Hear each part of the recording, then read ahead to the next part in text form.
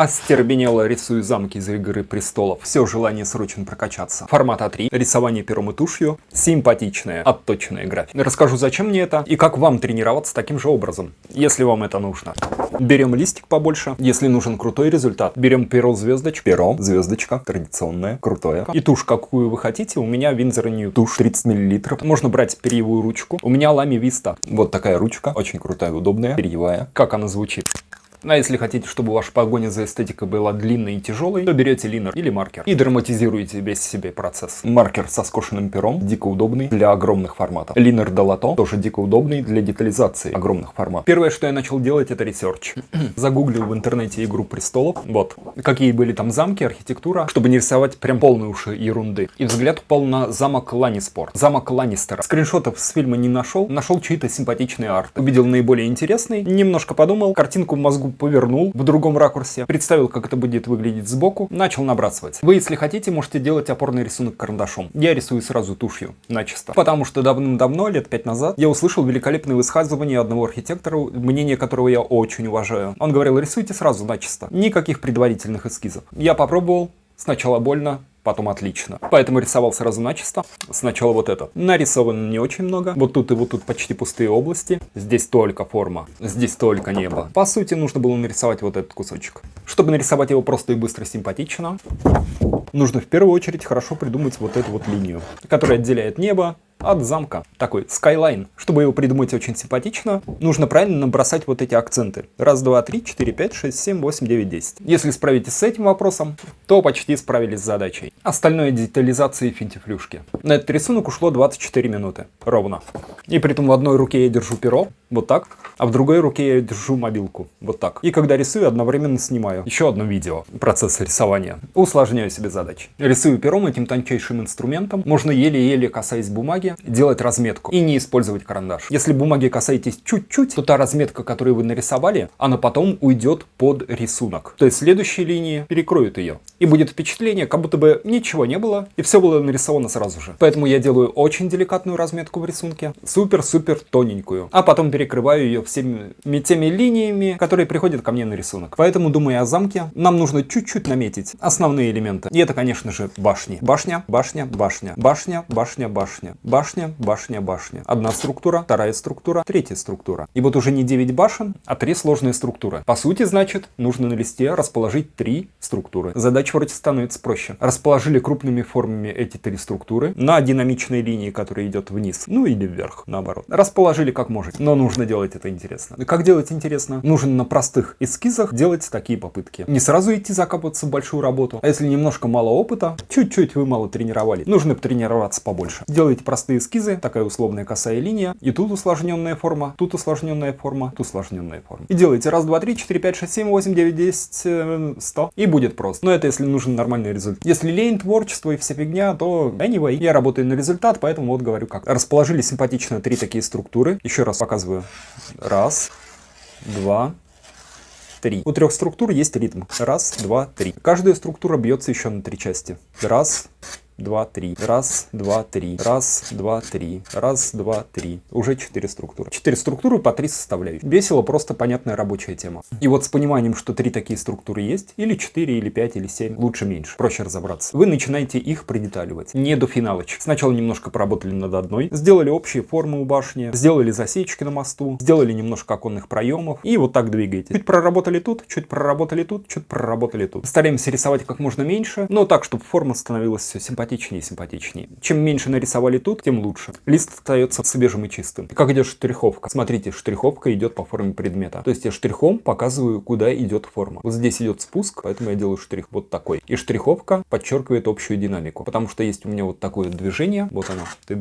То штрих, который поддерживает динамику, он идет в том же самом направлении. Все просто. Форма, которая ломает эту динамику, штрих идет в другом направлении. Вот динамика. И вот так вот идет штрихование. Солнце находится вот здесь, поэтому теневые области области находятся вот здесь. Свет, тень. Интенсивные пятна тени вот здесь. Вот они. Помогают ритму. Это как слоеная структура. Как бутерброд. Из некоторых простых элементов, которые складываются в симпатичную работающую стилистику. И отдельно проверяем, чтобы наша ритмическая структура из больших форм сохранилась. Это мы помним. Раз, два, три. Пусть будет 4. 4 тоже хорошо. Или раз, два, три. Можно проверять себя так. Сначала посмотрел, как работают как 4, потом посмотрел, как работают как 3 ритмических секций в вашем рисунке, положенные на единую линию динамики. Простые штуки. Если это понять, то можно рисовать быстро, просто симпатично. Если понять сложно, то нужно еще потренироваться. И так как рисовать не очень много, поэтому тут хорошо работает перо, потому что оно супер точное, дает отточенную графику. Если рисовать немного, то почему бы и нет? Почему бы не взять себе вот эту вот благородную, крутую стилистику? Линером будет все намного хуже. Я возьму линер, одна и та же техника рисования, один и тот же уровень, результат будет реально хуже. Поэтому линер не хочу. Можно взять перьевую ручку, но тут жесткое перо. Вот это перо гибкое, поэтому супер вариативная линия, супер интересная. Поднесешь глазенком, и есть что разглядывать. Вот здесь линия уже более скучная, потому что на нее не нажать. Когда ты пишешь, рука не нажимает. Не нажимает. Нажимает чуть-чуть, но это вообще ничто по сравнению с тем, что происходит вот с этой красивой историей. Линер вообще. Если нет ничего, если вы в какой-то попе мира, можно использовать линер. Если вы у себя дома, есть возможность растопырить вот эту симпатичную историю, нужно это делать. Если вы хотите, просто быстро, очень круто. Если хотите драматизма, то я такой, чтобы вас в этом останавливать. Рисовать есть тем, что есть под рукой. И грустить. Почему же у меня ничего не получается? Наверное, потому что ты не слушаешь, что тебе говорят. Но с этим ничего не сделаешь. Люди слышат только то, что они хотят слышать. За много лет рабочей практики я это понял. Что ты не делай, как ты не говори, как ты не объясняй. Люди будут слышать только то, что они понимают. Они будут видеть только то, что они знают. Они будут слышать только то, что они хотят. Драматично, но это так. Поэтому я могу проговорить. А дальше ваш сформированный вами мозг будет решать, что из этой информации взять, а что пропустить мимо ушей. Как будто бы не важно. Как будто бы информационный шум. Накипело. В общем, вот, простой рисунок. 24 минуты, не проблема. Игра престолов, замок Ланниспорт. Ланниспорт, замок Ланнистера. Ох, нужно посмотреть, пересмотреть, досмотреть то, что я пропустил. Берем другой рисунок. Ручка лами лучше работает как указка. Вот это работает лучше для того, чтобы делать отточенную графику. Вот это инструмент, который у меня всегда на кармане. Если я не могу ходить с банкой, пером и тушью, я хожу с ручкой лами. Вроде насыщена графикой, но все равно, смотрите, опять же такая ритмическая структура. Раз, два, три, 4, 5, 6. Надо было какой-то 7. Окей, все. Это уже рисунок законченный, не хочу к нему возвращаться. Сначала делаем вот этот ритм, явный ритм. Вот этот, вот этот, вот этот, вот этот, вот этот, вот этот. Потом делим их на область света и тени. Свет вот здесь, свет, тень, свет, тень, свет, тень, свет, тень. Сначала рисовал низ этих скал, только потом сверху домик. Нарисовал симпатичный ритм скал, сделал светотень. Потом сверху наложил вот эти штучки с домиками. Чуть продетализировал. А что значит чуть продетализировал? Придумал такую архитектуру. Вот тут такую, вот тут такую. Тут попроще, тут посложнее. Это все работа с простыми формами. Кубики. Раз, два, три, 4, 5, 6, 7, 8, 9, 10. Объемно-пространственная композиция. Это то, что есть основная часть моей профессии. Поэтому мне делать это легко. Если вы потренируетесь, вам тоже это будет делать легко. Просто нужен определенный объем тренировки. Объем практики, вогнанный в часы, и вогнанный в километры линии. Если этого нет, можно страдать. Если это есть, то становится легко. У меня получилась такая стремительная такая структура. И у нее есть характерные линии динамики. Вот линия динамики. Вот линия динамики. И вот линии ритма и динамики. Вот так расходятся. Вот большая теневая область. Что нужно сделать, чтобы случилась такая теневая область? Нужно ее нарисовать. Как ее нарисовать? Свет здесь падает сюда. Здесь его пресекает вот такая структура. Значит, теневые области собираются вот здесь. Логично. Теневые области вот здесь. Здесь свет. Свет, теневые области. И вот, понимая, держа в руке эту систему, делаем штрихование. Штрихование подчеркивает форму нашего предмета. То есть преимущественные штрихи я кладу вот так. Тын-тын-тын, тын-тын-тын, тын-тын-тын-тын-тын. Потом отдельно думаю о светлых областях вот здесь, между башен, между этих островов. Сначала думаю это как симпатичную структуру, потом думаю вот это как симпатичную структуру. Симпатичную структуру пустого места. Поделил на части, соединил мостиками.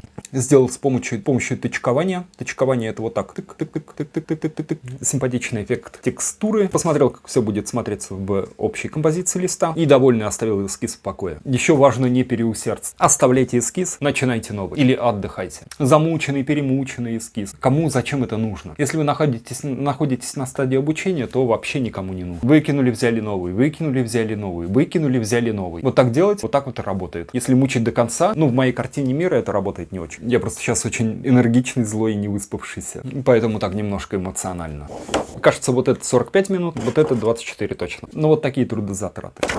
Когда искал референсы по этой ситуации, нашел скриншоты из фильма. Там ситуация с островами была примерно такая, плюс-минус примерно такая. Архитектуру самой крепости, которая находится вот здесь, я изменил так, как мне хотелось. Все-таки это же фэнтези мир. Ну ладно, киноделы придумали это все там. Но фанартовские истории я видел были совершенно другие. Вообще по-другому люди думали, что выглядит этот замок. Не знаю, как Мартин думает, что он думает об этом. Из того, что бросается в глаза, наверняка явно огромные арочные мосты. Люблю я это дело. А вот здесь мостик поломался. Как драматично. Драматично рисовать, когда непонятно, как рисовать. Когда трудно, тяжело и непонятно, что делать дальше. Чтобы рисовать легко, как у меня, ссылка в описании к видео. Смотри, чекай. И рисование не будет тогда твой арбузер. А чтобы зарядиться инфой, смотри вот эти видосы. Там информации прям порядка. Эдуард Кичигин. Чао-чао.